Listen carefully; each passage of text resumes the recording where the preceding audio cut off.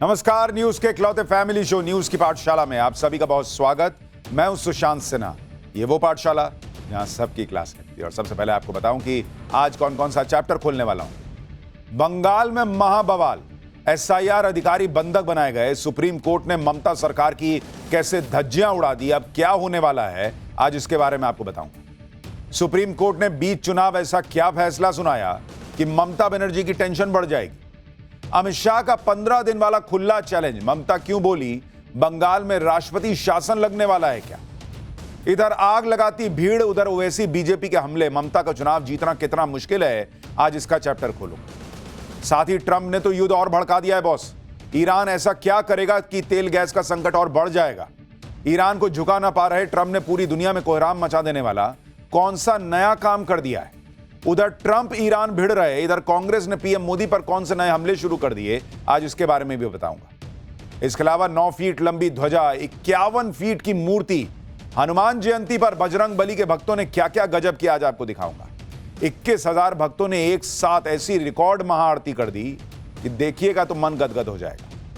54 साल बाद फिर चांद पर जा रहा है इंसान। वो 4 लोग जो चांद पर जाने के लिए निकल पड़े हैं, उनके बारे में बताऊंगा। चांद पर ऐसा कौन सा खजाना है भाई जिसकी तलाश में अमेरिका के बाद अब चीन भी उड़ान भरने की तैयारी में है, आज इसका चैप्टर भी खोलूंगा। और आखिर में हमारा स्पेशल सेगमेंट, सोचा है कभी घर में तो आप 1 टन 2 टन 1.5 टन इतना क्या एसी लगाते हैं, लेकिन पूरी की पूरी एसी ट्रेन को ठंडा रखने के लिए कितने टन का एसी रेलवे इस्तेमाल करता है, ट्रेन में कितने टन का एसी लगा होता है, सोचे कभी, आज ये भी बताऊंगा। लेकिन पहले दिन भर की बड़ी खबरों का रिवीजन, उसके बाद पहला चैप्टर।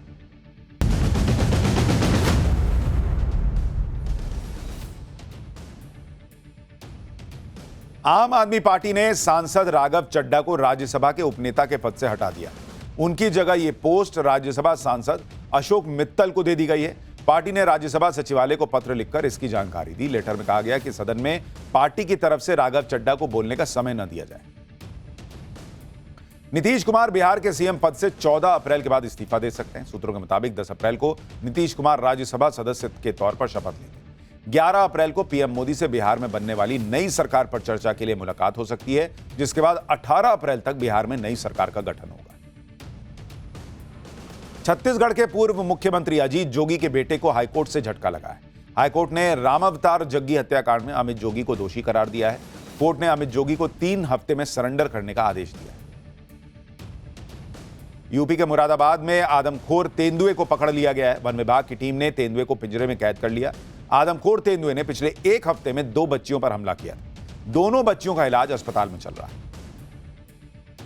इंडोनेशिया के मेनाडो में 7.4 की तीव्रता का जोरदार भूकंप आया। भूकंप की वजह से कई इमारतों को नुकसान पहुंचा है, जिसके बाद समंदर में सुनामी की लहरें उठी। बताया जा रहा है कि एक व्यक्ति की मौत हुई है, जबकि 3 लोग घायल हो गए।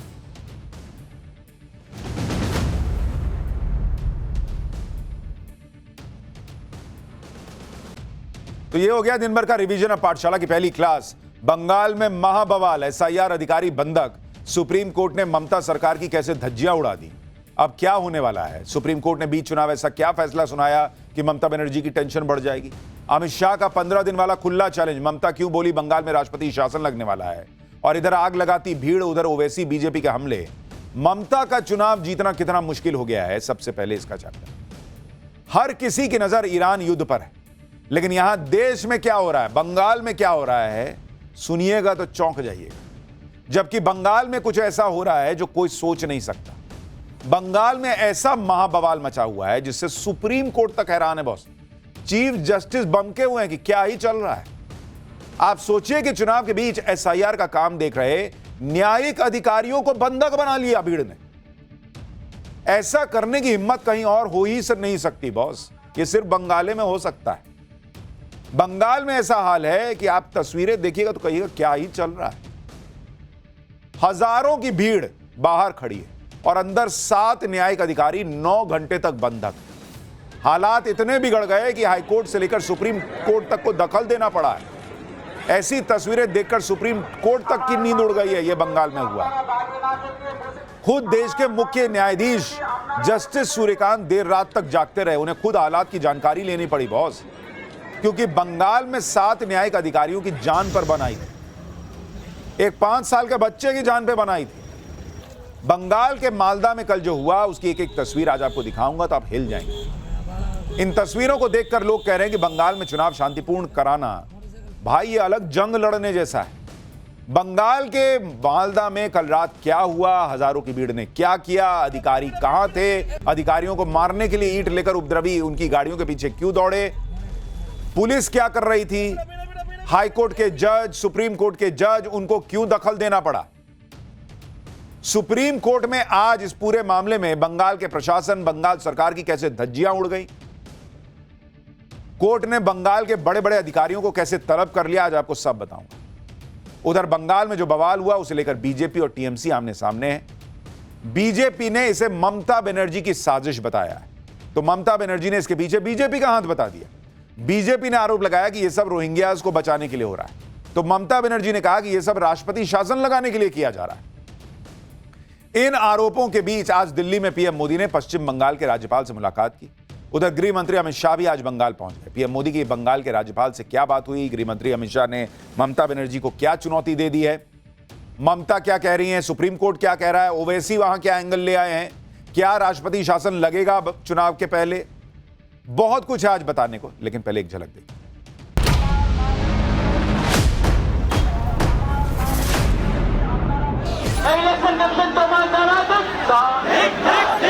ट्राइब्यूनल 4 मई भक्षक ममता पश्चिम बंगाल से गई और ये पूरे घटना के पीछे ममता बनर्जी का हाथ है। ममता बनर्जी का उस्काने वाला जो बयान आया, उस बयान के कारण ही इस तरीके की घटना घटी है। কালকে যে ঘটনা মালদায় ঘটেছে জানি না কারা করেছে, আমাকে কোনো ইনফরমেশন এরা দেয় না। इस सरकार को बदल दो, ममता बनर्जी को बाय बाय टाटा कर दो।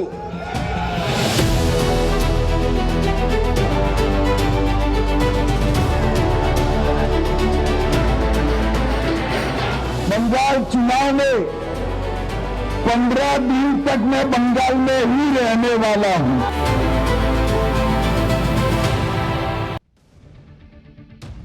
बंगाल में 23 अप्रैल को पहले राउंड का चुनाव है।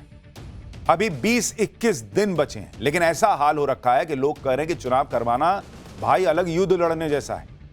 क्योंकि आप देखिए बंगाल के मालदा में जो हुआ, आपने ऐसी तस्वीरें नहीं देखी। कैसे मालदा का यह बवाल सुप्रीम कोर्ट तक पहुंच गया, आज आपको बताऊं। और सुप्रीम कोर्ट ने राज्य सरकार और प्रशासन की कैसे धज्जियां उड़ा दी, एक एक बात आपको बताऊंगा, और कैसे ममता बनर्जी की टेंशन बढ़ जाएगी। कल दोपहर को मालदा के कालियाचक में एसआईआर से जुड़ी आपत्तियों को सुनने के लिए 7 जुडिशियल ऑफिसर्स बीडीओ ऑफिस में जुटे हुए। बीडीओ ऑफिस के बाहर कुछ लोग जुडिशियल ऑफिसर से मुलाकात की मांग करने लगे, लेकिन उनको एंट्री नहीं मिली। इसके बाद इन लोगों ने दोपहर 3:30 बजे से 4 बजे के करीब ऑफिस को घेर लिया। इन जुडिशियल ऑफिसर्स को सैकड़ों की भीड़ ने घेर लिया। आप देख रहे हैं भीड़। बीडीओ ऑफिस का घेराव करके इन्हें बंधक बना लिया गया और करीब 9 घंटे ये जुडिशियल ऑफिसर्स बंधक बने रहे, न्यायिक अधिकारी। दावा है कि ये वो भीड़ थी जो एसआईआर में नाम कटने से गुस्से में थी। भाई नाम कट गया तो गुस्से में आओगे तो बंधक बना लोगे, उसी नाम को लेकर ही तो वहां वो बैठे हुए थे ना न्याय देने के लिए। इस भीड़ ने बीडीओ ऑफिस से जुडिशियल ऑफिसर्स को निकलने ही नहीं दिया। दोपहर से रात हो गई, जुडिशियल ऑफिसर्स बिना खाना पानी के बंधक बने रहे। और इन 7 जुडिशियल ऑफिसर्स में 3 महिला अधिकारी थी और एक 5 साल का बच्चा भी था, किसी का बच्चा भी वहां पे था। जैसे तैसे जब आधी रात को जुडिशियल ऑफिसर्स को रेस्क्यू करके बाहर लाया गया तो उनकी गाड़ी पे हमले शुरू हो गए। देख रहे हैं आप, गाड़ी जा रही है, भर रास्ता हमला हो रहा है। ये बंगाल है बॉस। इतना ही नहीं, जुडिशियल ऑफिसर्स की गाड़ी पर पथराव हुआ, ईंट और डंडे से हमले हुए, गाड़ी के शीशे फूट गए। किसी तरह हिंसक भीड़ से बचते बचाते जुडिशियल ऑफिसर्स को निकाला गया। बंगाल में एसआईआर के दौरान जो नाम कटे हैं, उन्हें लेकर जिन लोगों को आपत्ति है, उनकी आपत्ति को ही सुनने के लिए दूसरे राज्यों से जुडिशियल ऑफिसर्स बुलाए गए। ये उसी आपत्ति को दूर करने के लिए लोग गए थे जिनको बंधक बना लिया गया। इन जुडिशियल ऑफिसर्स का काम यह है कि एसआईआर की प्रक्रिया के दौरान जिन लोगों का नाम अभी रिव्यू कैटेगरी में, यानी ये देखा जा रहा है कि उनके नाम वोटर लिस्ट में रहेंगे या हटाए जाएंगे, उन आपत्तियों को सुनना जाए, इसके लिए इनकी तैनाती हुई है। और इनकी नियुक्ति सुप्रीम कोर्ट के आदेश पर हुई है, बीजेपी सरकार ने नहीं भेजा इनको। इलेक्शन कमीशन ने अपने मन से नहीं भेज दिया है, सुप्रीम कोर्ट ने कहा कि यह करो। इसलिए जब जुडिशियल ऑफिसर्स पर हमला हुआ तो सुप्रीम कोर्ट भयंकर भड़क गया। मालदा की घटना पर सुप्रीम कोर्ट ने खुद से संज्ञान लिया और इस मामले में सुनवाई करते हुए chief justice of India Suryakant ने बंगाल प्रशासन की तगड़ी क्लास लगा दी। सीजीआई ने इस मामले में बहुत सख्त स्टैंड लिया और कहा कि मालदा की घटना पूर्व नियोजित थी, मतलब प्री प्लान्ड थी बॉस, ये सीजीआई कह रहे हैं। और उन्होंने कहा कि इसका उद्देश्य न्यायिक अधिकारियों को हतोत्साहित करके पूरी प्रक्रिया को पटरी से उतार देना था। कोर्ट ने कहा कि प्रशासन पूरी तरह फेल हो गया। यह मामला सिर्फ जुडिशियल ऑफिसर्स पर हमले का नहीं, बल्कि यह सीधा सुप्रीम कोर्ट की अथॉरिटी को चैलेंज करना है। सुप्रीम कोर्ट ने कहा कि राज्य के शीर्ष अधिकारी, जिसमें मुख्य सचिव भी शामिल हैं, वो अपने कर्तव्यों का पालन नहीं कर पाए। सुप्रीम कोर्ट ने पूछा कि सूचना मिलने के बावजूद अधिकारियों ने न्यायिक अधिकारियों को सुरक्षित क्यों नहीं निकाला। जब यह दलील दी गई कि यह प्रदर्शन तो गैर राजनीतिक था, तो सीजीआई सूर्यकांत ने कहा कि यह कोई आम घटना नहीं है, यह जानबूझकर किया गया है। कोर्ट ने पूछा कि अगर यह प्रदर्शन गैर राजनीतिक था तो फिर नेता क्या कर रहे थे? क्या यह उनकी जिम्मेदारी नहीं है कि मौके पर आए और देखें कि क्या हो रहा है? जब सुप्रीम कोर्ट में पश्चिम बंगाल के एडवोकेट जनरल ने मामले में चुनाव आयोग को भी घसीट लिया, तो चीफ जस्टिस ने कहा कि दुर्भाग्य से आपके राज्य में हर कोई राजनीतिक ही भाषा बोलता है। बंगाल सबसे ज्यादा ध्रुवीकरण वाला राज्य है, यह चीफ जस्टिस ने कहा है बॉस कोर्ट में। इसके बाद कोर्ट ने कहा कि आप हमें मजबूर कर रहे हैं कि हम सख्त कदम उठाएं। कोर्ट ने कहा कि आपको क्या लगता है, हमें नहीं पता है कि उपद्रवी कौन थे। सीजीआई ने कहा कि वो रात 2 बजे तक हालात पर नजर बनाए हुए थे। सोचिए, यह बंगाल का हाल है कि देश के चीफ जस्टिस को रात 2 बजे तक खबर लेनी पड़ रही है कि भाई वो बचे कि नहीं बचे, बताओ उनको निकाले कि नहीं। और उन्होंने कहा कि यह बहुत दुर्भाग्यपूर्ण है। अपने फैसले में कोर्ट ने कहा कि हम किसी को भी कानून अपने हाथ में लेने नहीं देंगे, हम जुडिशियल ऑफिसर्स के दिमाग में डर का माहौल पैदा नहीं होने देंगे। यानी कोर्ट ने, सुप्रीम कोर्ट में बैठकर चीफ जस्टिस ऑफ इंडिया ने क्लियर कर दिया कि यह जो बंगाल में हुआ यह प्री प्लान्ड था, पूरा सिस्टम फेल हो गया, उपद्रवी जानबूझकर यह सब कर रहे थे और सीधा मकसद था कि जो लोग वहां एसआईआर की प्रक्रिया में सुप्रीम कोर्ट के आदेश पर लगे हैं उनका मनोबल तोड़ दो, यह काम रोक दो। एक तरफ तो ममता बनर्जी और उनकी पार्टी कहते हैं कि एसआईआर में लोगों के नाम काट दिए, हाय हाय क्या हो गया, लोगों को के नाम काटे जा रहे हैं। और जब लोगों को बुला के सुना जा रहा है कि बताओ तुम्हारा नाम क्यों कट गया, नहीं है, रहना चाहिए, नहीं रहना, तो ये सब हो रहा, बंधक बना रहे हैं। आप क्या चाहते हैं फिर? ये सुप्रीम कोर्ट पूछ रहा है। और आप सोचिए किसी दूसरे राज्य में, देश में ये हो गया होता, जहां बीजेपी की सरकार होती, भाई साहब इकोसिस्टम ने गदर काट दिया होता।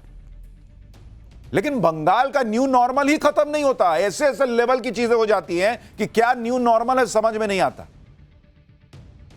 मालदा में कल जो हुआ, सुप्रीम कोर्ट ने उस पर बंगाल प्रशासन के धागे खोल दिए बॉस।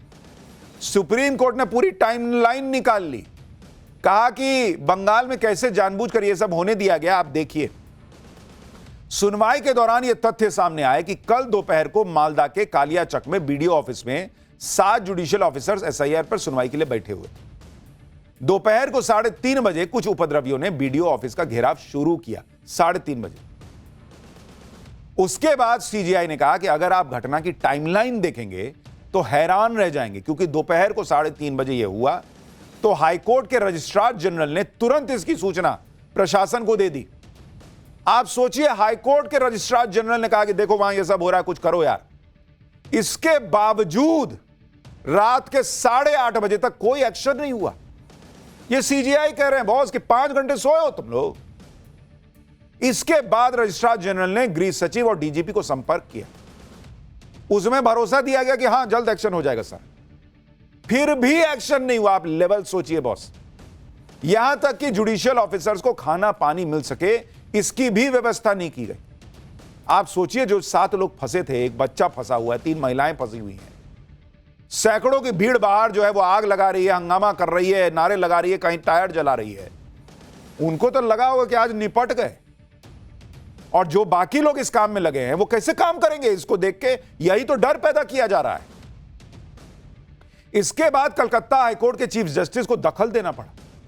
कलकत्ता हाईकोर्ट के चीफ जस्टिस ने गृह सचिव और डीजीपी को ग्रुप कॉल में लिया।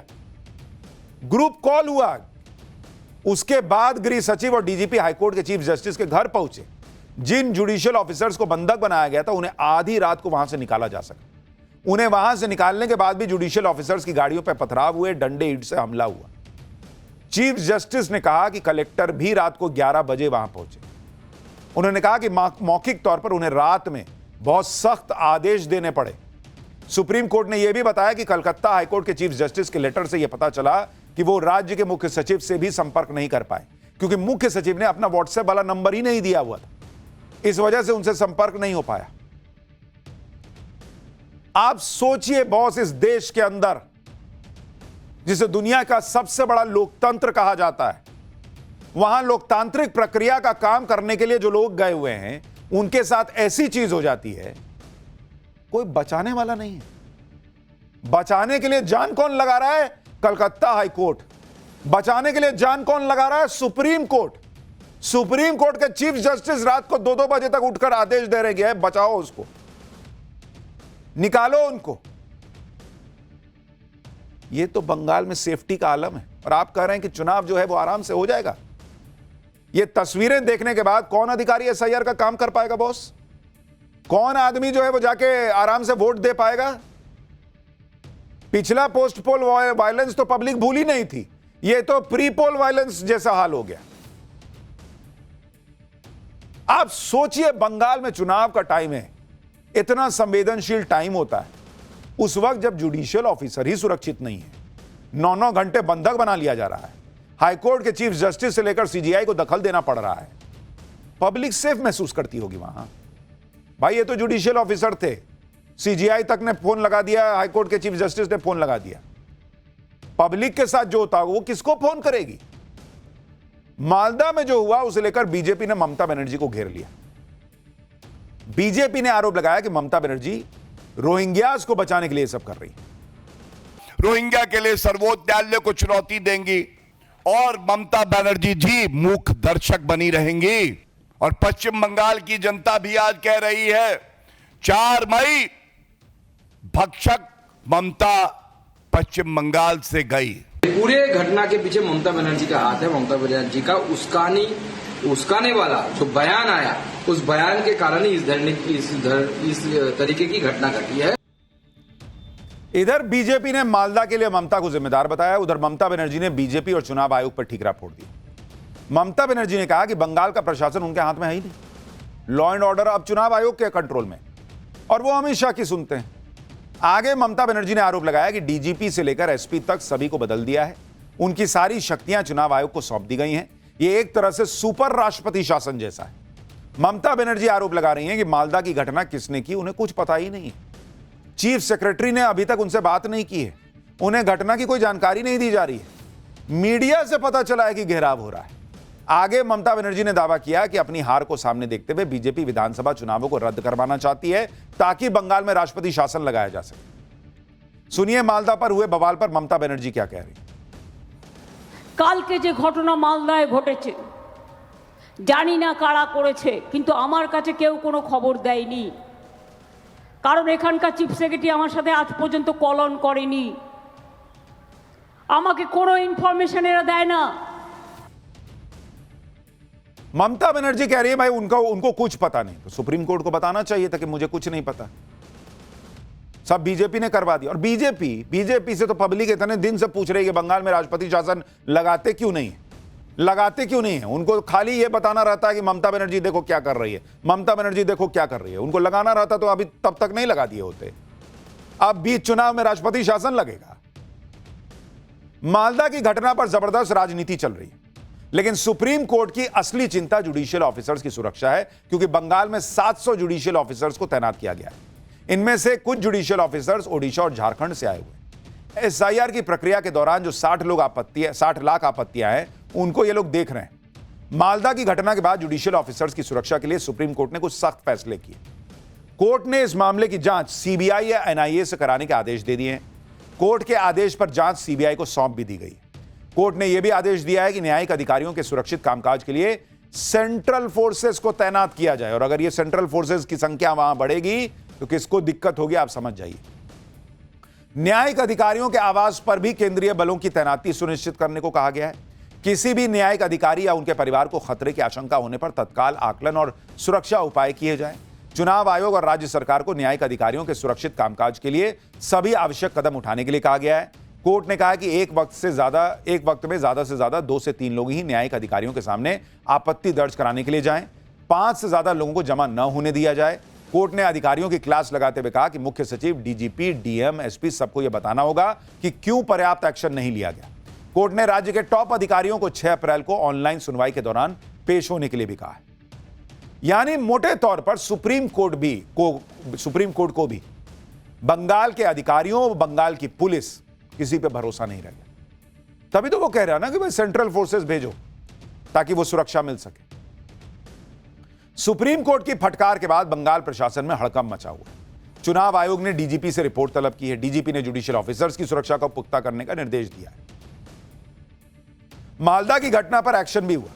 18 उपद्रवियों को गिरफ्तार किया गया है। जो आरोपी गिरफ्तार हुए हैं उसमें इंडियन सेक्युलर फ्रंट का उम्मीदवार शाहजहां अली भी शामिल है। मालदा की घटना पर बीजेपी और टीएमसी आमने सामने है। दूसरी तरफ कांग्रेस ने इस घटना की निंदा की। अखिलेश यादव ने भी इसे दुर्भाग्यपूर्ण बताया, लेकिन आरोप बीजेपी पर मढ़ दिए। सुप्रीम कोर्ट ने जब किसी को डेप्यूट किया है, उसको आप बंधक बनाओगे तो फिर जुडिशियल प्रोसेस या जुडिशियली डायरेक्टेड प्रोसेस होगा कैसे? और अल्टीमेटली सुप्रीम कोर्ट ने ये सब जो स्टेप लिया था वो प्रजातंत्र को बचाने के लिए लिया था। और जो हम लोग वेस्ट बंगाल में देख रहे हैं, इतने अधिकारियों को हटाया गया है और अधिकारियों को इसलिए हटाया गया है कि वो इलेक्शन कमीशन का निर्देश सीधा माने। तो अगर कोई घटना घटी है और किसी तरह की कोई बात सामने आई है तो इलेक्शन कमीशन इसलिए भी जिम्मेदार बनता है क्योंकि चीफ सेक्रेटरी और डीजीपी और बड़े बड़े अधिकारी बंगाल में हटाए गए हैं। इधर सुप्रीम कोर्ट का जोर इस बात पर है कि कोई डर का माहौल ना बना पाए, कोई एसआईआर की प्रक्रिया के बीच में ना आ पाए। उधर मालदा में एसआईआर को लेकर जगह जगह प्रदर्शन हो रहे। आज सुबह मालदा के इंग्लिश बाजार से सटे हाईवे पर उग्र भीड़ जुट गई और रास्ता रोकने लगी। इस भीड़ ने पुलिस की गाड़ी पर ही पथराव कर दिया। पुलिस की गाड़ी चला रहा व्यक्ति घायल हो गया। मालदा के मंगलबाड़ी इलाके में भी कुछ लोगों ने हाईवे जाम कर दिया। ये लोग वोटर लिस्ट से नाम कटने का विरोध कर रहे हैं।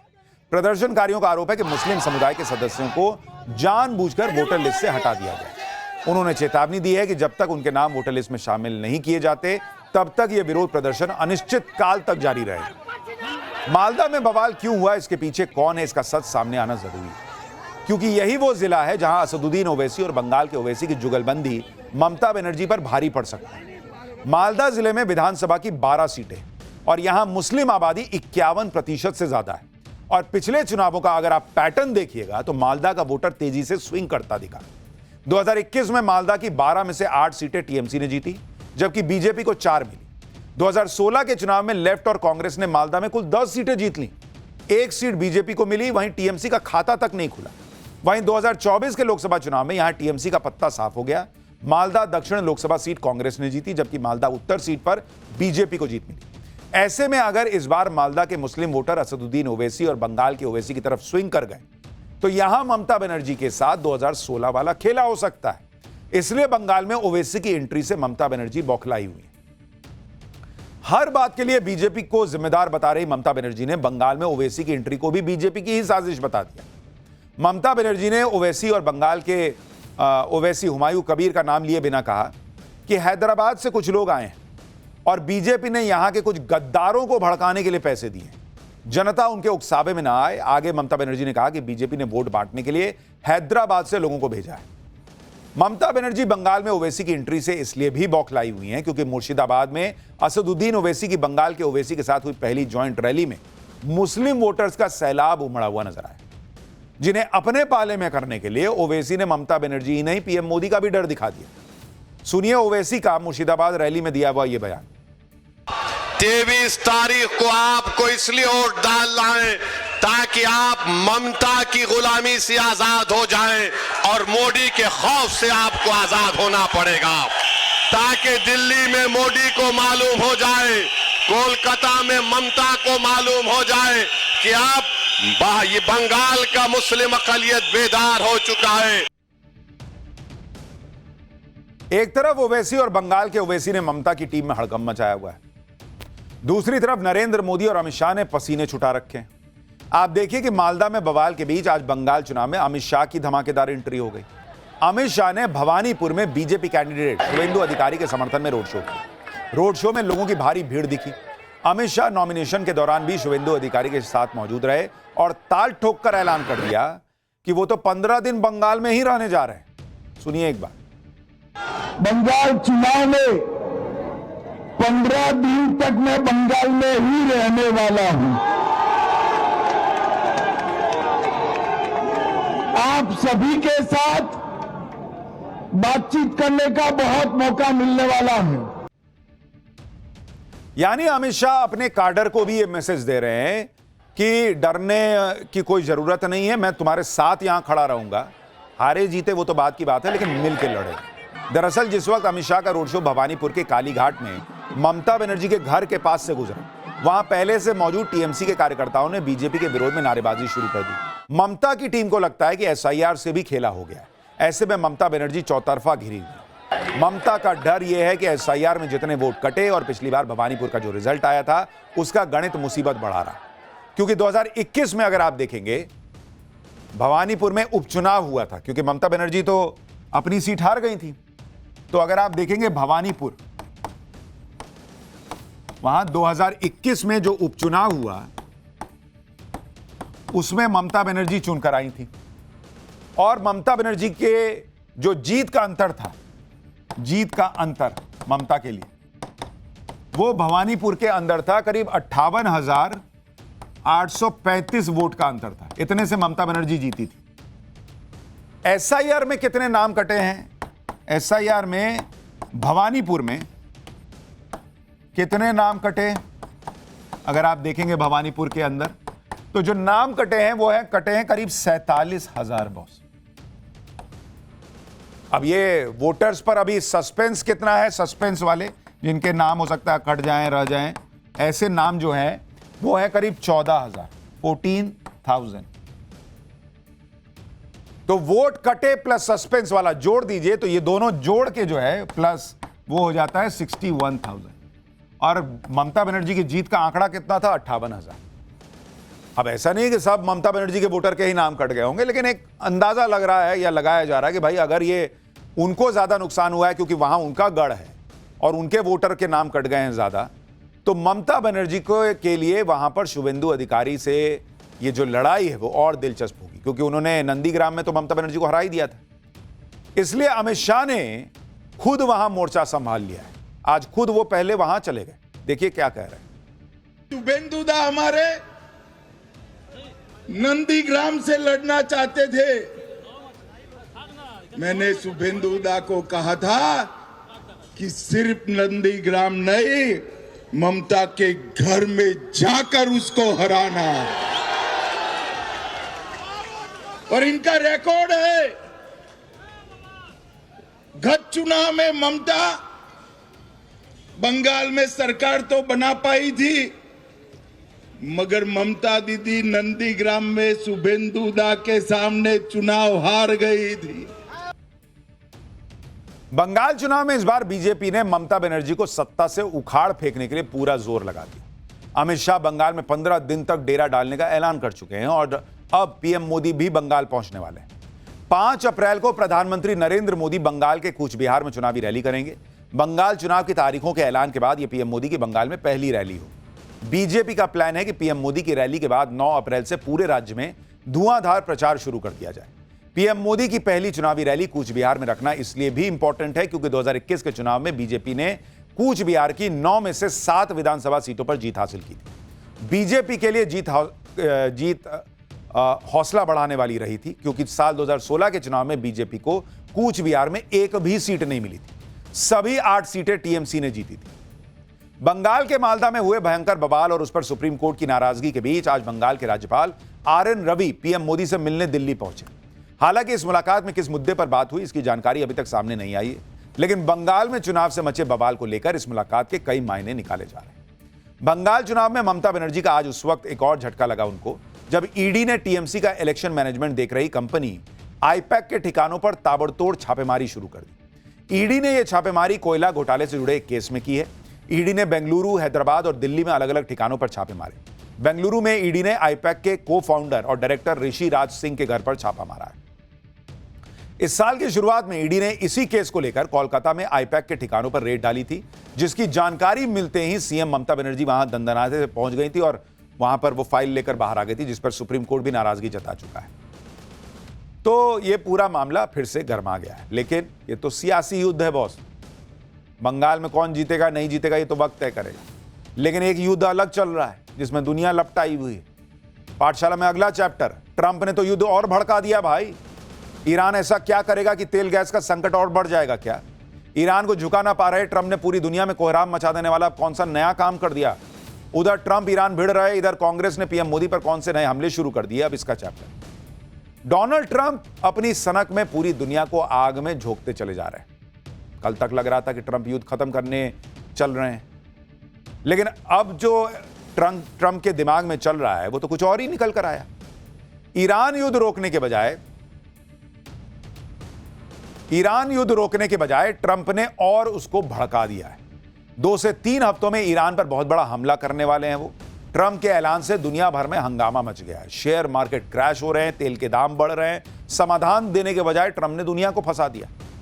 यानी पब्लिक सोच रही थी कि ये भाई साहब आएंगे, देश के नाम संबोधन करने वाले हैं, शायद कहेंगे कि हाँ युद्ध खत्म कर देते हैं, लेकिन ये भाई साहब आके बोले कि और मारूंगा। अरे मारोगे तो बाद में, पहले जो मार खा रहे हो उसका तो हिसाब बताओ। ट्रंप को लग रहा है कि कोई समझाने वाला ही नहीं है, और ना ट्रंप खुद समझ पा रहे हैं। पूरी दुनिया की जान हलक में फंसी हुई कि ये युद्ध कब खत्म होगा, और ट्रंप धमकी दे रहे हैं कि ईरान को पाषाण युग में पहुंचा देंगे, पत्थर के युग में। ये वही ईरान है जिसके लोगों को ट्रंप कह रहे थे कि वो उन्हें आजाद कराने आए, लेकिन अब खुद डोनाल्ड ट्रंप को इन लोगों पर ऐसी तबाही लाने की बातें करते हुए शर्म नहीं आ रही है? आप लोगों को बचाने के लिए कर रहे थे ना, रिजीम चेंज कर रहे थे लोगों को बचाने के लिए। अब कह रहे हो कि हम इनको स्टोन एज में भेज देंगे। स्टोन एज में जो वहां क्रांतिकारी थे आपके हिसाब से वो नहीं जाएंगे। ट्रंप ने जैसे ही ये बात की वैसे ही आप देखिए कि क्या हाल हुआ। तेल के दाम धनाधन ऊपर चढ़ गए, शेयर मार्केट धड़ाधम नीचे गिर गया, महंगाई का बम पहले ही लोगों पर फूटा हुआ है। ट्रंप की बातों ने डर को और बढ़ा दिया। ट्रंप अब क्या करने वाले हैं? वर्ल्ड वॉर का जिक्र क्यों किया? ट्रंप की युद्ध भड़काने वाली नई धमकी के बाद ईरान ने क्या जवाब दिया है? अमेरिका के सहयोगी देशों ने ट्रंप को अब क्या सुना दिया जिससे अमेरिका हिल गया? भारत में इस पे क्या पॉलिटिक्स हो रही है? सब दिखाऊंगा, लेकिन पहले एक झलक देखिए। ट्रंप से किसी तरह की समझदारी की उम्मीद करना ही बेकार है। ट्रंप अपनी सनक में ईरान युद्ध में ऐसा धंस चुके हैं कि वो और धंसते चले जा रहे हैं। दुनिया सोच रही थी कि ट्रंप जब अमेरिका में देश के नाम संबोधन करेंगे तो कुछ तो अच्छा बोलेंगे, शायद युद्ध रोक देने की बातें करेंगे, लेकिन ट्रंप का दिमाग फिर घूम गया। मैंने कहा ना, उनका तार छूटता है जुड़ता है। वो फिर ऐसी उल्टी बातें करने लगे जिससे ईरान युद्ध अब और लंबा खिंच जाएगा। जो थोड़ी बहुत उम्मीद जगी थी कि यह युद्ध शायद 1-2 हफ्ते में खत्म हो जाए, उस उम्मीद को ट्रंप ने 19 मिनट की अपनी स्पीच में मिट्टी में मिला दिया। जो युद्ध ट्रंप ने अपनी सनक में शुरू किया था, उस युद्ध को ट्रंप पूरी ताकत से सही ठहराने की कोशिश करते रहे। ट्रंप ने कहा कि ईरान के खिलाफ युद्ध का मकसद पूरा होने के बेहद करीब है। ईरान युद्ध आने वाली पीढ़ियों के लिए एक सही निवेश है। अमेरिका अब पहले से ज्यादा ताकतवर और समृद्ध है। ट्रंप ने कहा कि ईरान पर अगले 3 हफ्तों पर बड़ा हमला होगा। गजब नहीं है बॉस? सब मकसद पूरा ही हो गया तो 2-3 हफ्ता क्या लूडो खेल रहे हो कि 6 आएगा तभी घर से बाहर निकल पाएंगे, नहीं तो बैठे रहेंगे। निकलो बाहर, खत्म करो युद्ध। लेकिन ट्रंप को पता है कि भाई ईरान के ना तो हथियार खत्म हुए, ना उनका जज्बा खत्म हुआ, वो तो मार रहा है, ना निकलने दे रहा है, ना स्ट्रेट ऑफ हॉर्मुज खोल रहा है। वहां पब्लिक अमेरिका में भड़की हुई है। इस मुंह से कैसे बाहर जाएंगे? इंपीचमेंट हो जाएगा। तो कह रहे नहीं, अभी और मारूंगा। पता नहीं इस आदमी के दिमाग में क्या ही चल रहा है। सुनिए ट्रंप को कैसे ईरान को स्टोन एज में पहुंचा देने की बातें कर रहे हैं। आप सोचिए बॉस, आज युद्ध के महीने भर के बाद, दुनिया भर में तेल और गैस की किल्लत खड़ी करने के बाद, यह आदमी पलट गया। कह रहा रिजीम चेंज तो हमारा कभी मकसद ही नहीं था। कैसा झूठा आदमी है यार। रिजीम चेंज मकसद नहीं था। भर दुनिया को बोलते रहे कि वहां लोगों पे अत्याचार हो रहा, हम रिजीम चेंज करने जा रहे हैं। 2500 बार बोला होगा ये आदमी। आज कह रहा कि रिजीम चेंज हमारा मकसद नहीं था। कह रहा स्टोन एज में पहुंचा देंगे ईरान को। अरे स्टोन एज छोड़ो, लोग स्टोन उठा के अपना माथा फोड़ लेंगे तुम्हारी बातें सुन। एटम बम गिरा देंगे। महीनों सालों लड़ते रहोगे क्या?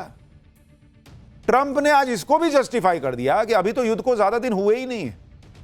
ट्रंप ने कहा कि पहला विश्व युद्ध 1 साल 7 महीने 5 दिन चला था। ये भाई साहब अब ये गिना रहे हैं कि दूसरे युद्ध कितने लंबे चले। दूसरा विश्व युद्ध 3 साल 8 महीने 25 दिन चला था। कोरिया युद्ध 3 साल से ज्यादा चला था। वियतनाम युद्ध 19 साल 5 महीने 29 दिन चला था। इराक युद्ध 8 साल से ज्यादा चला था। ईरान के खिलाफ युद्ध में तो सिर्फ 32 दिन हुए। अरे 32 दिन से क्या मतलब है भाई? वो 32 दिन में दुनिया बर्बाद हो रही है, तुमको ये नहीं दिख रहा है? ये डोनाल्ड ट्रंप का मान लीजिए कोई डॉक्टर जो है वो ऑपरेशन शुरू कर दे और एनेस्थीसिया ना दे और ये बाप बाप चिल्लाएं, और डोनाल्ड ट्रंप को जब वो बाप बाप चिल्लाएं तो डॉक्टर जो है वो कहे कि चुप रहो, अभी तो 1 घंटा ही हुआ है ऑपरेशन को। कहीं कहीं तो 8-8 घंटे चलते हैं, 12-12 घंटे ऑपरेशन चलते हैं, बर्दाश्त कर लेंगे। कोई लॉजिक है इस बात का कि फलाना युद्ध इतने दिन चला था, अभी तो 32 दिन हुआ। इसी के बाद चर्चा होने लगी कि क्या ट्रंप ईरान युद्ध को लंबा खींचना चाह रहे हैं।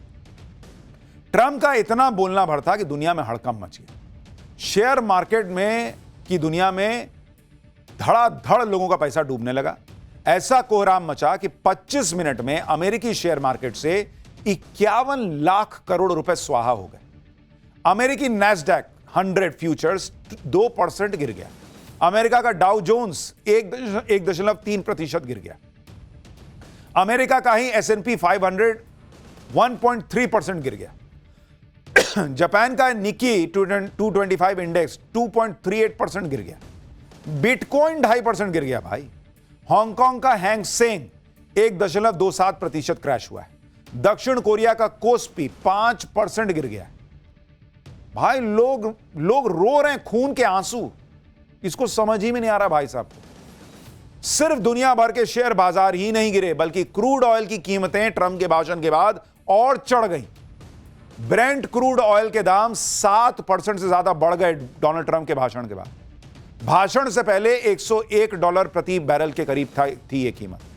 भाषण खत्म हुआ तो कच्चे तेल की कीमत $108.3 प्रति बैरल हो गई। भारत के शेयर मार्केट में भी ट्रंप के भाषण का असर दिखाई दिया। आज बाजार खुलते ही 1 घंटे के अंदर 10 लाख करोड़ रुपए स्वाहा हो गए। बॉम्बे स्टॉक एक्सचेंज में 1500 अंकों तक की गिरावट हुई। सेंसेक्स और निफ्टी करीब 2-2% गिर गए। हालांकि बंद होने से पहले बाजार थोड़ा संभला। सेंसेक्स 185 अंकों की बढ़त के साथ बंद हुआ। निफ्टी भी 33.7 अंक की बढ़त पर बंद हुआ है। भारत के शेयर बाजार में गिरावट आज तो संभल गई, लेकिन जिस तरह से ट्रंप युद्ध को भड़का रहे हैं वो शेयर मार्केट के लिए अच्छे संकेत नहीं। आप देखिए कि सोना चांदी के दाम भी लगातार गिर रहे हैं।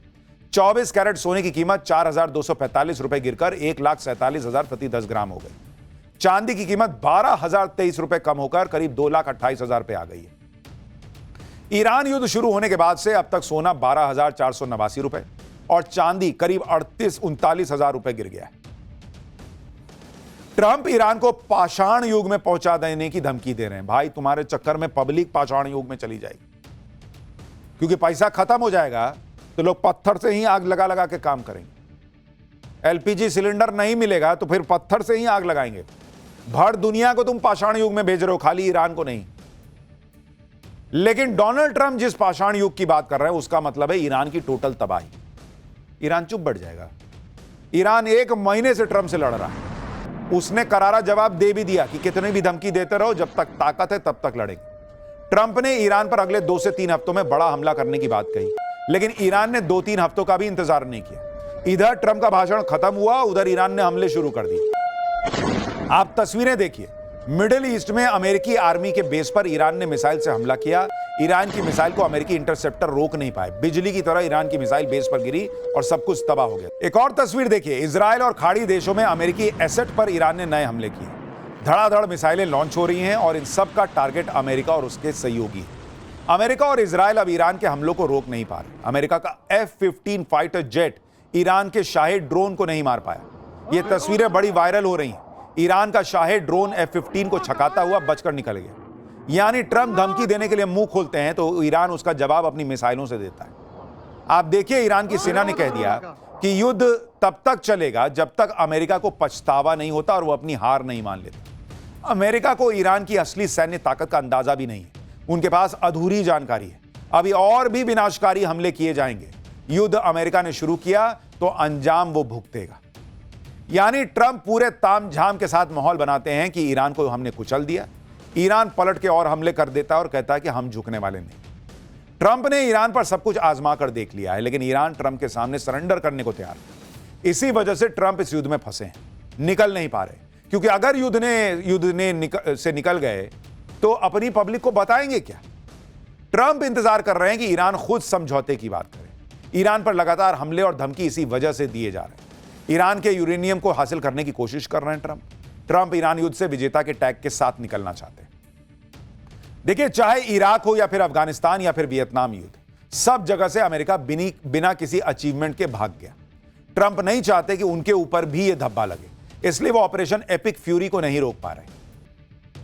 ट्रंप ने युद्ध रोकने पर तो कुछ नहीं कहा, बल्कि युद्ध भड़काने का ऐलान कर दिया। इतना ही नहीं, ट्रंप ने अमेरिका के सहयोगी देशों का मजाक भी उड़ाया। आप देखिए कि फ्रांस के राष्ट्रपति मैक्रो पर ट्रंप ने क्या कहा और मैक्रो ने क्या पलटवार किया। ट्रंप ने कहा कि उन्होंने मैक्रो से मदद मांगी थी। मैक्रो की पत्नी उनसे बहुत बुरा बर्ताव करती है। मैक्रो अभी भी जबड़े पर पत्नी के मुक्के से लगी चोट से उबर रहे हैं। ये एक राष्ट्र के अध्यक्ष की भाषा है कि दूसरे देश के राष्ट्रपति का मजाक उड़ा रहे हो कि उसकी बीवी ने मुक्का मार दिया था। इस पर मैक्रो ने कहा कि ट्रंप बहुत बोलते हैं, उनकी बातें ना तो शालीन है ना ही वो उच्च स्तर की हैं। ट्रंप के तौर तरीके भी अच्छे नहीं। अब आपको समझ में आ रहा है कि जो बीच में डोनाल्ड ट्रंप कुछ भी बोलते थे, इतने जेट गिर गए, उतने जेट गिर गए, ये हो गया वो हो गया, और इधर से नरेंद्र मोदी क्यों जवाब नहीं देते थे?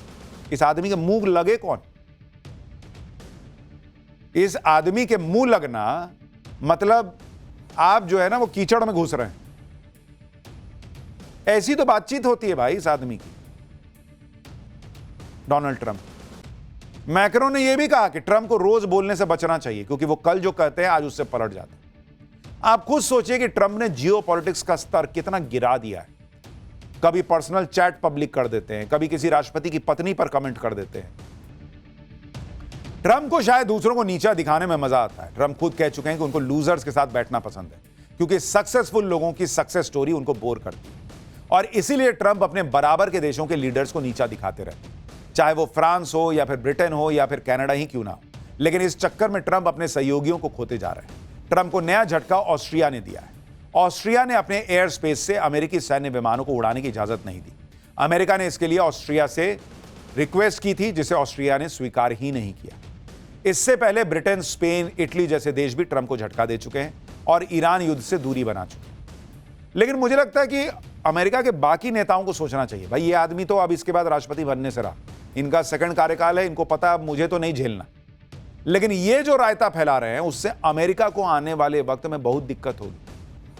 उधर ट्रंप ईरान से भिड़ रहे हैं तो इधर भारत में गजब पॉलिटिक्स चल रही। ट्रंप की वजह से दुनिया में हंगामा मचा हुआ है, लेकिन भारत में ट्रंप के बहाने सिर्फ निशाने पर कौन है? पीएम मोदी। राहुल गांधी आज असम में प्रचार करने पहुंचे, लेकिन वहां भी पीएम मोदी और ट्रंप को लेकर बयानबाजी करने लगे। राहुल गांधी ने कहा कि नरेंद्र मोदी का पॉलिटिकल फ्यूचर ट्रंप 2 मिनट में खत्म कर सकते हैं। ट्रंप अगर नरेंद्र मोदी से जंप मारने को कहेंगे तो मोदी वो भी कर देंगे। सुनिए राहुल गांधी।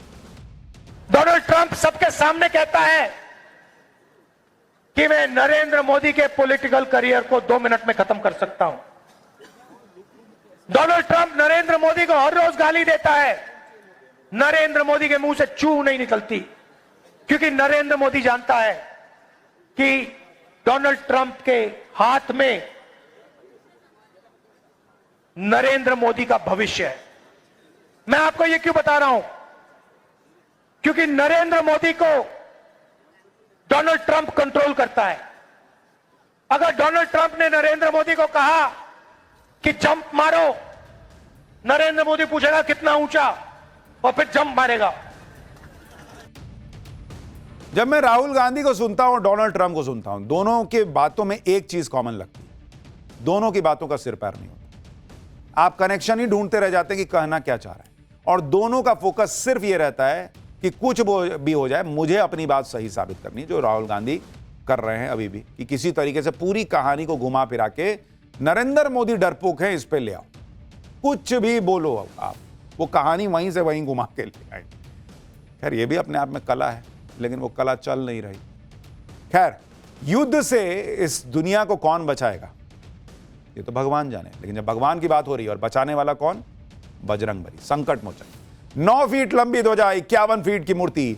हनुमान जयंती पर आज बजरंगबली के भक्तों ने क्या गजब कर दिया।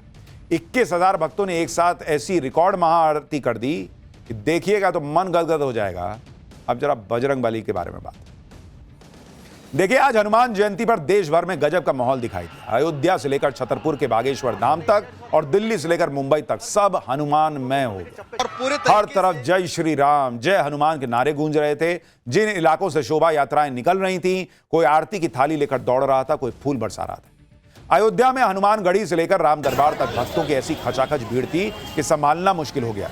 लेकिन पुलिस के लिए सबसे बड़ी चुनौती दिल्ली के जहांगीरपुरी में निकलने वाली शोभा यात्रा बन गई, क्योंकि 4 साल पहले इसी जहांगीरपुरी में हनुमान जयंती की शोभा यात्रा के दौरान जो भयंकर बवाल हुआ था, उससे पुलिस अलर्ट मोड पर थी। 2 किलोमीटर के रूट पर पुलिस की 10 कंपनियों की डिप्लॉयमेंट थी। हनुमान जयंती पर 21,000 से ज्यादा भक्तों ने महाआरती का कौन सा नया रिकॉर्ड बनाया। 51 फीट ऊंची हनुमान जी की मूर्ति के सामने किस तरह से हनुमान जयंती मनाई गई। मूर्ति की स्थापना के लिए यहां 9 दिनों से धार्मिक अनुष्ठान चल रहा था। इस मूर्ति की खासियत यह है कि पूरे भारत में इतनी ऊंची और इतनी वजनी अष्ट धातु की एकमात्र मूर्ति है ये। हनुमान जयंती पर अयोध्या में भी गजब की भीड़ दिखी। हनुमानगढ़ी और राम जन्मभूमि मंदिर पर दर्शन के लिए श्रद्धालुओं की भारी भीड़ नजर आई। इस दौरान अयोध्या शहर में भीड़ को मैनेज करने के लिए पुलिस प्रशासन पूरी तरह से तैनात रहा। हनुमान जन्मोत्सव का मौका था तो आज अयोध्या के श्री राम जन्मभूमि मंदिर परिसर में बने हनुमान मंदिर पर ध्वजारोहण किया गया। यह हनुमान मंदिर जन्मभूमि मंदिर परकोट के दक्षिण भुजा के बीच में बना है। इसके लिए पहले मंदिर पर 19 फीट 7 इंच ऊंचा ध्वजा दंड लगाया गया। उसके बाद इस पर 9 फीट 3 इंच लंबी और 3 फीट 7 इंच चौड़ी ध्वजा की पूजा करके उसे दंड पर स्थापित किया गया। हनुमान जयंती पर पीएम मोदी ने सभी देशवासियों को शुभकामनाएं भी दी। पीएम ने प्रयागराज के प्रसिद्ध लेटे हुए हनुमान जी की तस्वीर शेयर की और इस तस्वीर में पीएम भी मंदिर में हाथ जोड़कर बैठे हुए दिख रहे हैं। पीएम मोदी इस मंदिर में 13 दिसंबर 2024 को गए थे। पिछले साल प्रयागराज में महाकुंभ से ठीक पहले पीएम ने इस मंदिर में पहुंचकर हनुमान जी की विधिवत पूजा अर्चना की।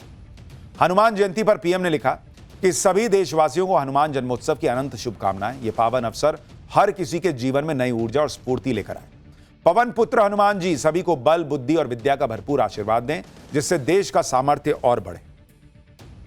हनुमान जयंती पर दिल्ली के जहांगीरपुरी में भी शोभा यात्रा निकाली गई, जहां 4 साल पहले बवाल हो गया।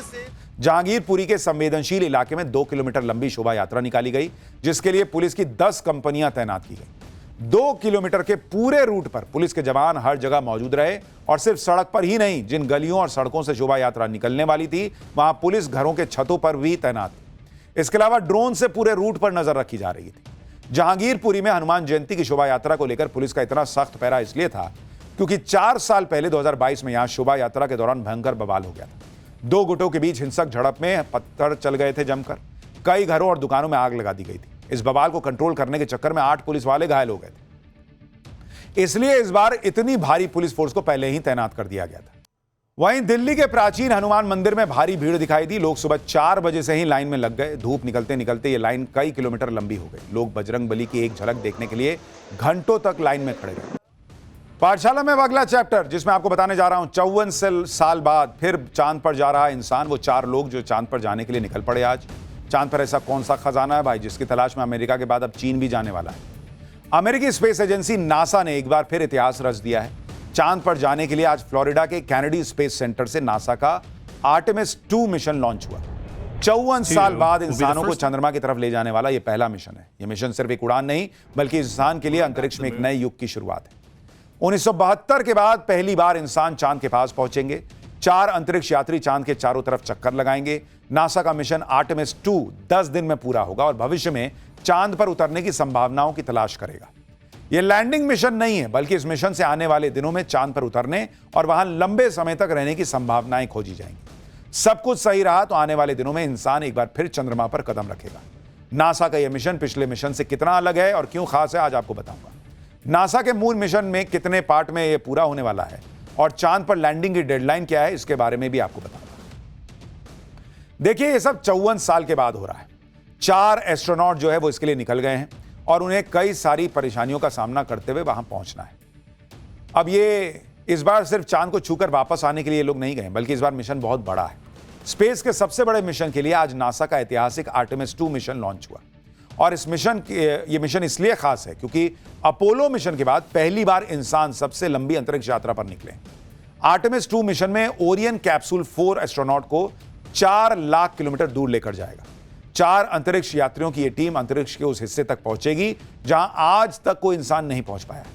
फ्लोरिडा में नासा के कैनेडी स्पेस सेंटर से जब यह लॉन्चिंग हुई तो इसे देखने के लिए हजारों लोग जुट गए। अब 10 दिनों का इंतजार है जब यह मिशन पूरा होगा और चारों अंतरिक्ष यात्री वापसी करेंगे। यह मिशन इतना भी आसान नहीं है, इसलिए नासा ने अपने इस मिशन के लिए जबरदस्त तैयारी कर रखी है। इसके बाद भी टेक ऑफ से 1 घंटा पहले लॉन्च अबॉर्ट सिस्टम में कुछ दिक्कतें आईं, जिससे लॉन्चिंग पर खतरा मंडराने लगा था। यह रॉकेट का वो इमरजेंसी एग्जिट होता है जो खराबी आने पर एस्ट्रोनॉट्स वाले हिस्से को तुरंत रॉकेट से अलग कर देता है। सेफ्टी चेक के लिए काउंटडाउन घड़ी को 10 मिनट पर रोक दिया गया और सब कुछ ठीक होने के बाद एस्ट्रोनॉट रवाना हुए। उड़ान के करीब 51 मिनट बाद जब सैटेलाइट्स का हैंडओवर हो रहा था तब ओरियन कैप्सूल का संपर्क कुछ देर के लिए टूट भी गया। कुछ देर के लिए मिशन कंट्रोल को क्रू की आवाज ही नहीं सुनाई दे रही थी कंट्रोल रूम को, और इस समस्या को भी कुछ देर में सुलझा लिया गया। बताया जा रहा है कि लॉन्च के कुछ ही देर बाद ओरियन कैप्सूल का इकलौता टॉयलेट भी खराब हो गया था। एस्ट्रोनॉट क्रिस्टीना कोच ने मिशन कंट्रोल की मदद से इसे ठीक कर दिया। बिना टॉयलेट के 10 दिन का सफर काटना बहुत मुश्किल हो जाता। आर्टेमिस 2 मिशन में खतरा इसलिए ज्यादा है क्योंकि इसमें 4 एस्ट्रोनॉट सवार हैं। अपनी जान जोखिम में डालकर चांद के सफर पर जाने वाले एस्ट्रोनॉट कौन है वो भी बताता हूं। आर्टेमिस 2 मिशन की कमान रीड वाइजमैन के हाथ में है। 50 साल के रीड वाइजमैन नेवी पायलट रह चुके हैं। इन इंटरनेशनल स्पेस स्टेशन में 165 दिन बिताने का एक्सपीरियंस है। दूसरे एस्ट्रोनॉट विक्टर ग्लोवर हैं जो एक पायलट हैं। विक्टर ग्लोवर की उम्र 49 साल है और वो नेवी के पायलट रह चुके हैं। विक्टर ग्लोवर चांद के पास जाने वाले पहले ब्लैक अंतरिक्ष यात्री हैं। चांद के करीब जाने वाली क्रिस्टीना कोच पहली महिला एस्ट्रोनॉट हैं जो कि इस मिशन में एक एक्सपर्ट के तौर पर गई हैं। क्रिस्टीना कोच की उम्र 47 साल है और वो इंजीनियर हैं। अंतरिक्ष में 328 दिन रहने का रिकॉर्ड उनके नाम है। इस मिशन के चौथे एस्ट्रोनॉट जेमी हैंसन हैं जो कनाडा से हैं। जेमी हैंसन की उम्र 50 साल है और वो फाइटर पायलट है। ओरियन स्पेसक्राफ्ट को ले जाने वाला SLS रॉकेट अंतरिक्ष में अपने लक्ष्य तक पहुंचने के बाद अलग हो गया। नासा ने इसका वीडियो भी जारी किया है। देखिए कैसे अलग हो रहा है। रॉकेट से अलग होने के बाद ओरियन कैप्सूल को मैनुअली कंट्रोल किया गया। पायलट विक्टर ग्लोवर ने करीब 1 घंटे तक ओरियन कैप्सूल की टेस्ट ड्राइव की। यह पहली बार था जब किसी ने इस कैप्सूल को मैनुअली कंट्रोल किया। इसके बाद सभी एस्ट्रोनॉट्स ने अपने ऑरेंज सूट उतार दिए। स्पेस कैप्सूल में रहने के दौरान ज्यादातर काम अकेले नहीं हो सकता, ऐसे में सभी ने एक दूसरे की मदद भी की। नासा ने अपोलो कार्यक्रम 1972 में खत्म कर दिया था। उस समय पूरा ध्यान पृथ्वी की कक्षा यानी लोअर ऑर्बिट की ओर शिफ्ट किया गया था। लेकिन अब दुनिया बदल गई है। चांद पर पानी, खनिज और ऐसे संसाधन हैं जो भविष्य की स्पेस इकोनॉमी के लिए जरूरी है। नासा के पूर्व चीफ शॉन ओफिक के मुताबिक चांद पर काफी मात्रा में हीलियम 3 मौजूद है। $20 मिलियन प्रति किलो की कीमत वाले हीलियम 3 का इस्तेमाल न्यूक्लियर रिएक्टर में हो सकता है। चांद पर बर्फीले पानी का भंडार है जिसका इस्तेमाल रॉकेट प्रोपल्शन में हो सकता है। रेयर अर्थ मेटल जैसे सोना, लोहा, लिथियम, प्लैटिनम जैसे तत्व भी चांद पर मौजूद है। यही वजह है कि चीन भी मिशन मून पर तेजी से काम कर रहा है। 2030 तक चांद पर अपना बेस बनाने की योजना बना रखी है उसने। रूस भी चीन के साथ मिलकर इंटरनेशनल लूनर रिसर्च स्टेशन बनाने की बात कर रहा है। रूस और अमेरिका के बाद चीन तीसरा देश है जो चांद से सैंपल लाने में सफल रहा है। पिछले 10 साल में चांद पर भेजे गए चीन के 3 मिशन सफल रहे। चीन के मिशन चांग E3 और E4 में मून रोवर भी शामिल था। चांग E5 ने खुदाई करके सैंपल लिए थे और रंगीन तस्वीरें भी भेजी थी। इसी साल चांग E6 चांद के साउथ पोल के सैंपल धरती पर लेकर लौटेगा, जबकि 2027 में चांग E7 मिशन चांद पर पानी और बर्फ की पड़ताल करेगा। तो अब दुनिया में होड़ मची हुई है कि चांद पर जाएं, देखें क्या मिल रहा है, लेकर आएं। और भारत ने चांद के दक्षिणी ध्रुव पर अपना मिशन पूरा करके दुनिया में जो मिसाल साबित की है उसको देखने के बाद सबको और लग रहा है कि और करना होगा और करना।